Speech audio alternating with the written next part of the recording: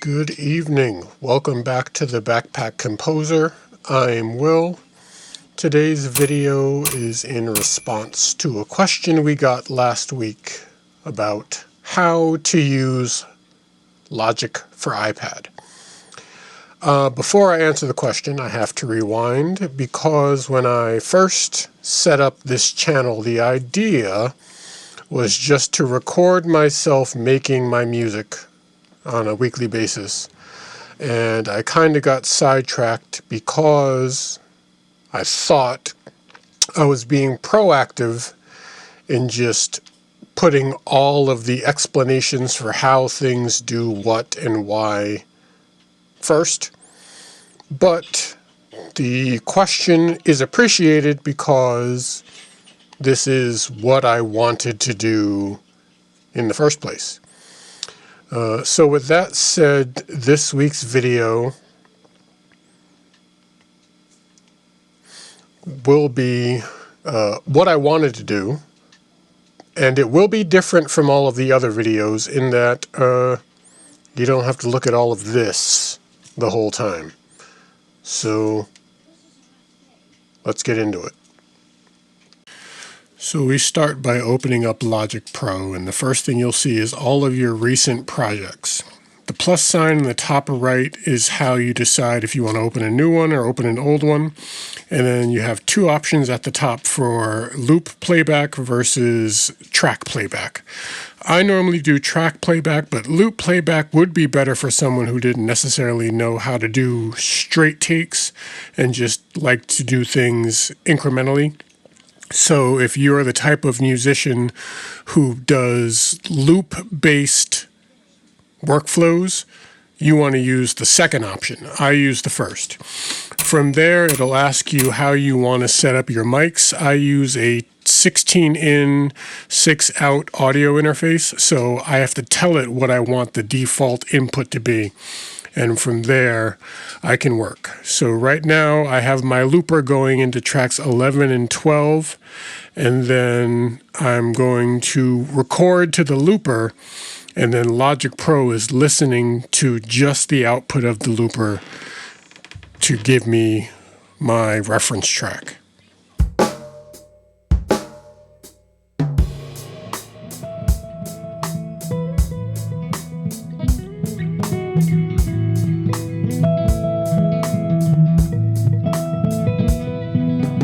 So last week we talked about the BeatBuddy 2 and the Aeros Loop Studio. The Aeros Loop Studio has always been my idea box, if you will. I've had it for about 1.5 years now, and basically what I'll do is I'll record very, cannot stress this enough, very rough ideas for whatever it is I'm going to record. This week's song came to me as I was sitting on the couch, and it was actually just 4 chords, a cascaded downward arpeggio that I wanted to work on, and then I built the song out from there. So I started with the chords and then the arpeggio. It broke down ultimately into 6 parts, so I upload the 6 parts from the memory card once I find it, and then we build outward from there.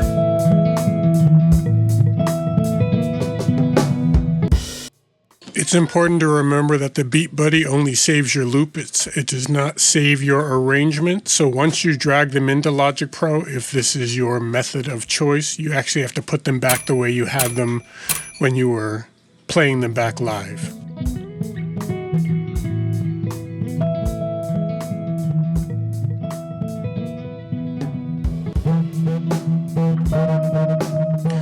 From here, we get into the actual technical pieces of this recording process.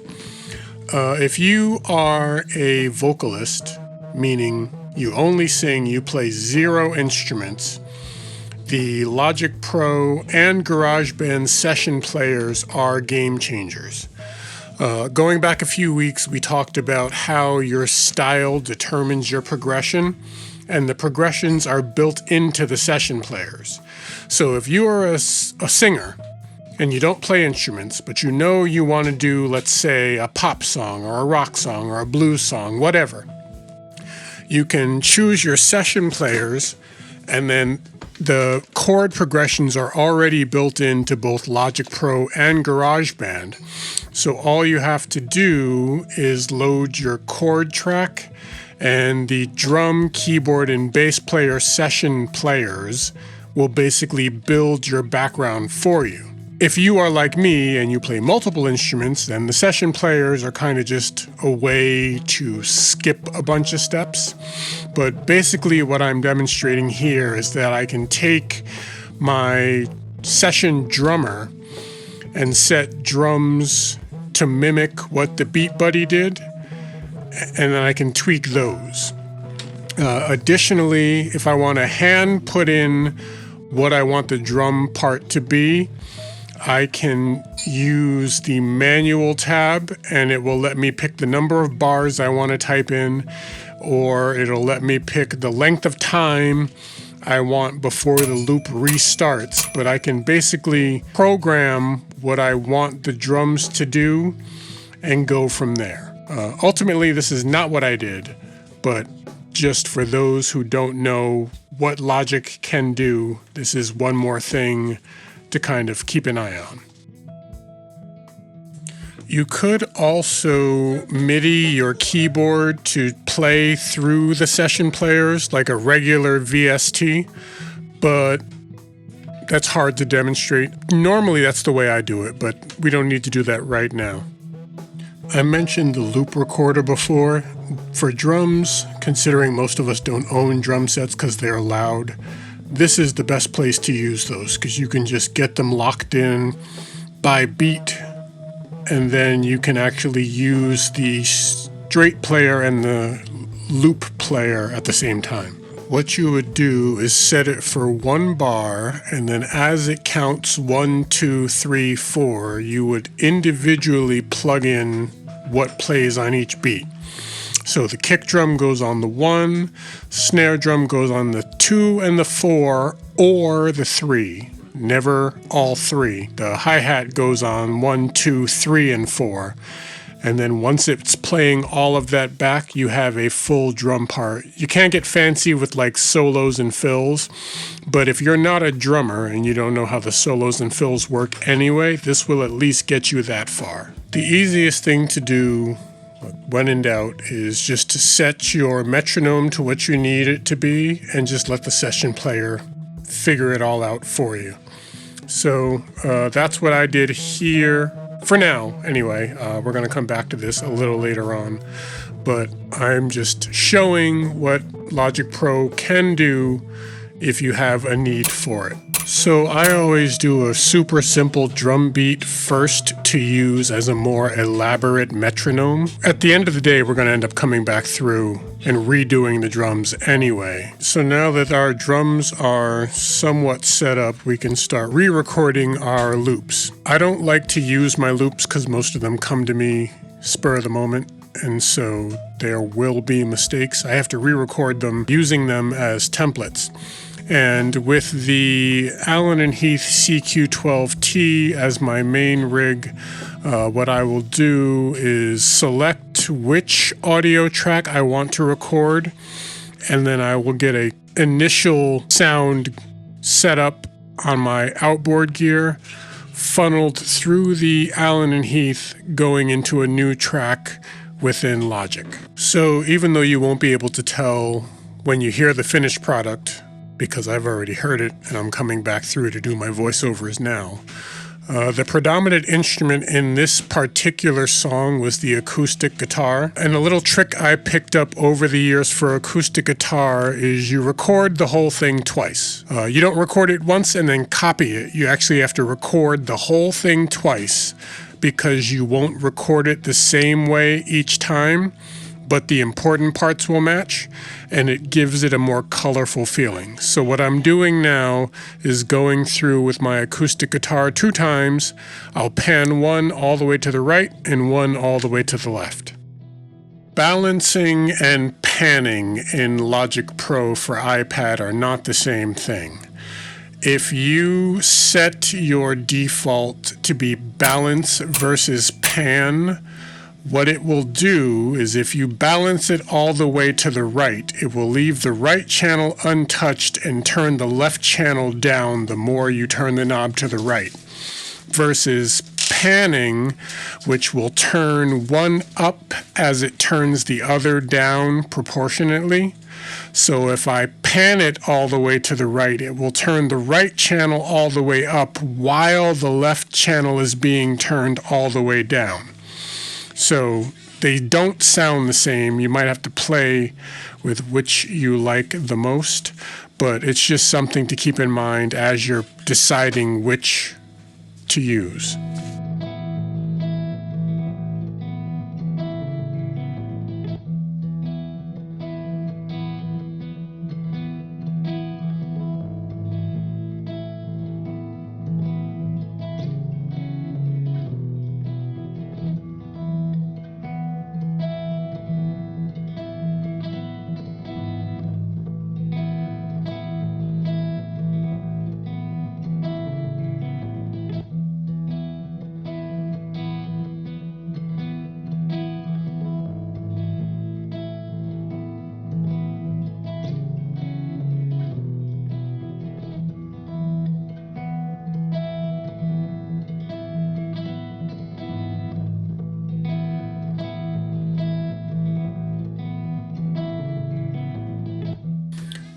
So now that my main loop is recorded, it's just a matter of copying it to all of the places I need it to appear on the timeline.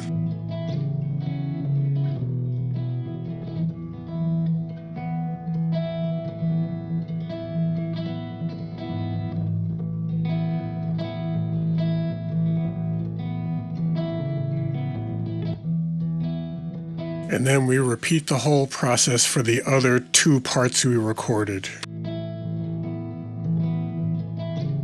And then we have officially finished recreating the Beat Buddy sample without the mistakes.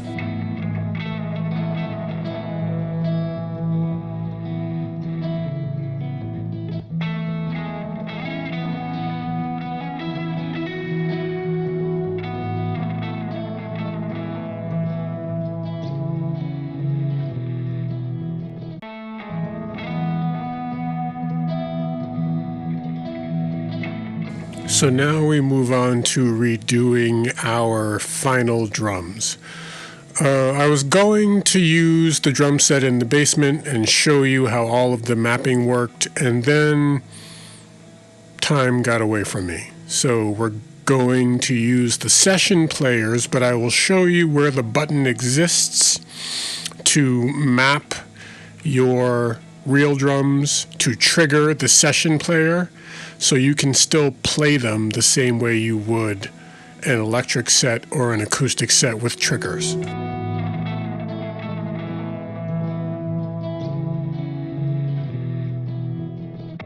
So the way external MIDI instruments work on Logic Pro is you have to tell Logic that the output will make a sound via something outside of the program, or the app in this case. So over here to the left-hand side, you see this Send MIDI to and Audio in drop-down. Those have to match. So if you were going to be using an external drum kit or a MIDI keyboard of some sort, like my Akai MPC 37 or my Alesis Strike Pro in the basement, they would need to be set as the output and the input. So right now I have it set up so that the pads on the Akai 37 are what are going to trigger the MIDI, and then the output is going to be the session drummer. So basically whatever I play on the pad will sound through the session drummer as if the session drummer played it itself. And you would do it the same way if you were using an external drum kit.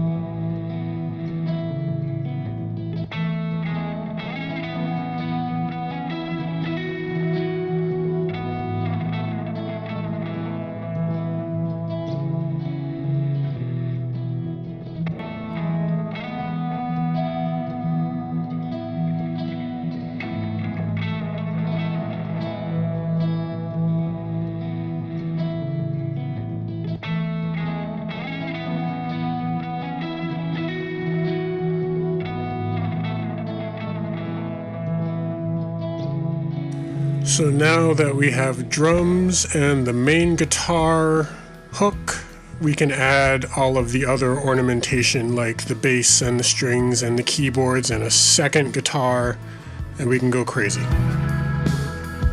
Since we're messing around with strings, now is a good time to show you that Logic Pro has a built-in tuner. So I spent the next hour using every combination of plug-in and external MIDI I could think to demonstrate, and Logic kept up. I tried straight MIDI keyboard into VST for my strings. I tried MIDI in Logic out to a string plugin on my keyboard, and that was fine. I tried individual MIDI tracks into a mapped MIDI plugin on my keyboard. That was fine. I messed around with the drum plugins to go from stereo to multi-output. I messed around with the string plugins to go stereo to multi-output. The end result is every individual stringed instrument and drum has its own volume slider for whenever I'm ready to do my mixing. Point being, Logic does it all. It's just a matter of finding the right combination of buttons and drop downs to tell it to do what you want. And it's all on the iPad. To get to any of the external or add-on items, you just go into your mixer view, and all of the buttons are color-coded, so MIDI is green. If you select MIDI input, it'll ask you where you want to read from, what you want to read to, and if you want to add MIDI effects like an arpeggiator, a humanizer, whatever. All of them are right there, same ones that are available in Logic X. They might be smaller versions, but if you remember my video a couple of videos ago, the power of Logic is not Logic, it's the plugins that work with Logic, and iPad has plugins that do just as much as the MacBook plugins do. Or if you have some pretty substantial external gear, you can leverage what you already own to make Logic do what you want it to do without spending extra money on the plugins.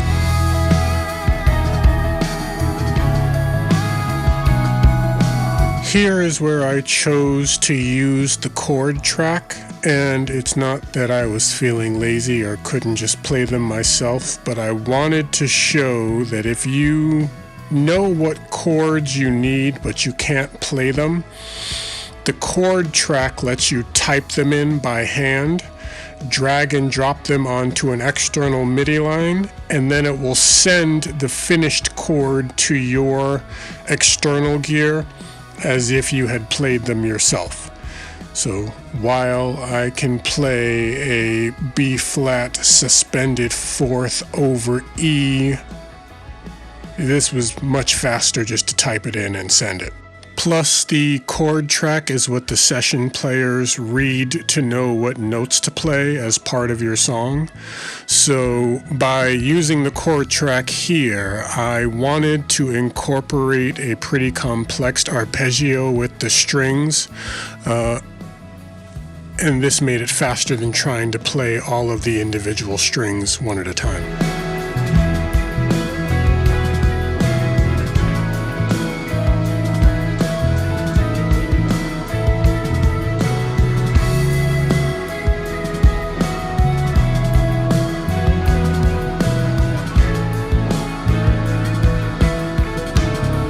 Normally, I would do my melody before I do my mixing and mastering, but this was such an emotional song that I felt the only way to get it to sound the way I wanted to was if the background had all the dynamics I needed as audio cues first. So here is where I did my mixing, arranging, and automating.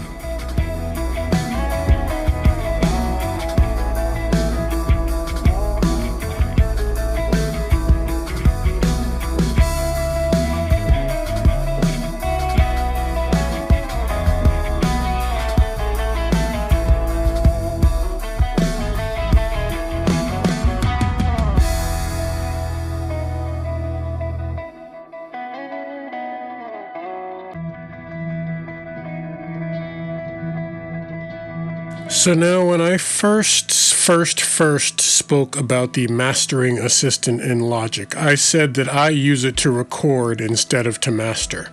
And this is a good example. What I will do is I'll turn it on while I'm recording parts because it will tell me when a part is too loud. If you look here, it says that it had to turn the bass frequencies way down, which means that the bass itself was too loud. So I had to go in and figure out which of my lower register instruments was cranked, and I discovered that I had 6 different kick drum mics going at once, and I had to turn half of them off and then turn my bass speaker emulator down. So now we pause because this next part is technically optional or a shortcut. In other words, you don't have to do this, and if you do this, this can be the end of your project, or it can be supplemental to the work you've already done. These past 1 or 2 weeks, we've been talking about SUNO, and I made the argument that SUNO can take the place of other musicians that would otherwise come with some sort of cost associated with them.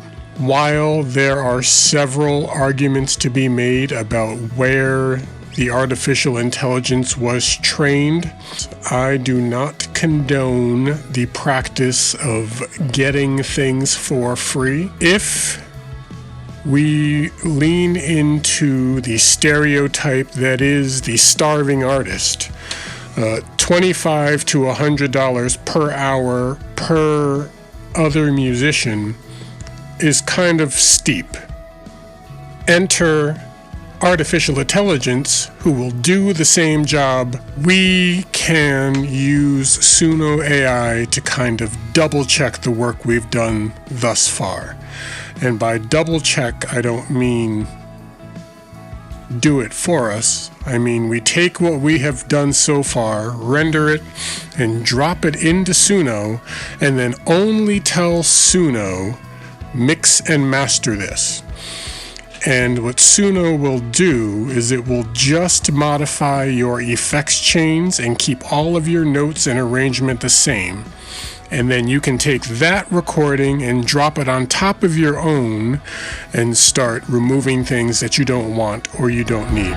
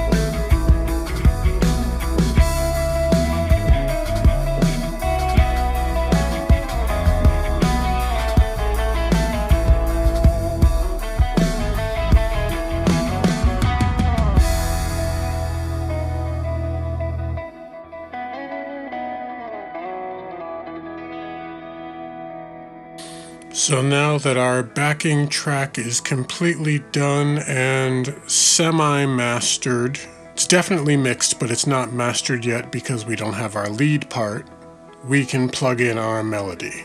So let's do that.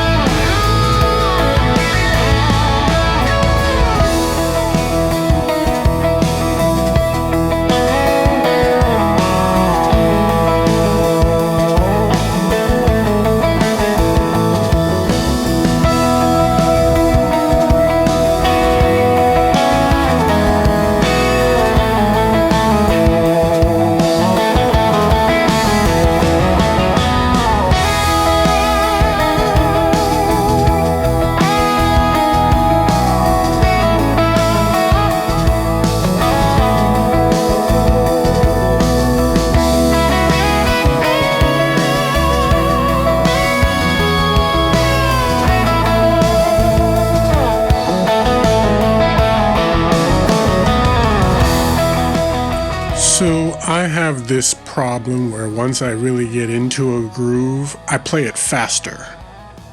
Alternatively stated, it is so hard to play slow, and these last 3, 4, 5, 6 songs I've done, I have been fighting myself to slow down.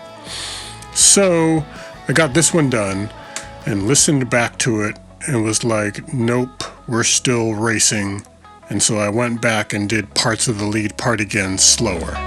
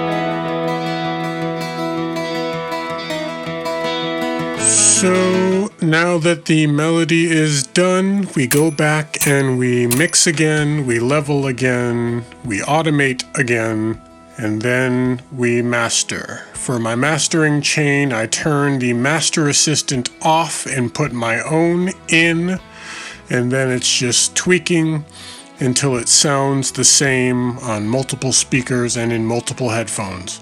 What I will do is I'll just render, re-render again, send it to my phone, and then listen to it on my phone, listen to it on my phone in earbuds, listening to it on my phone in headphones, take it out to my car, and then I make notes of all the adjustments that are needed and come back and just keep tweaking until I get it to sound the same way on every device. And then when that's done, the song is done. So I hope this was helpful. Let me know if this new format works for you. I did the whole thing in my pajamas, so I can get down with this. Let me know if you have questions, concerns, critiques. I am open to criticism. But I will see you next week, and in the interim, may your gear be light, your latency low, and your dogs quiet while you track vocals.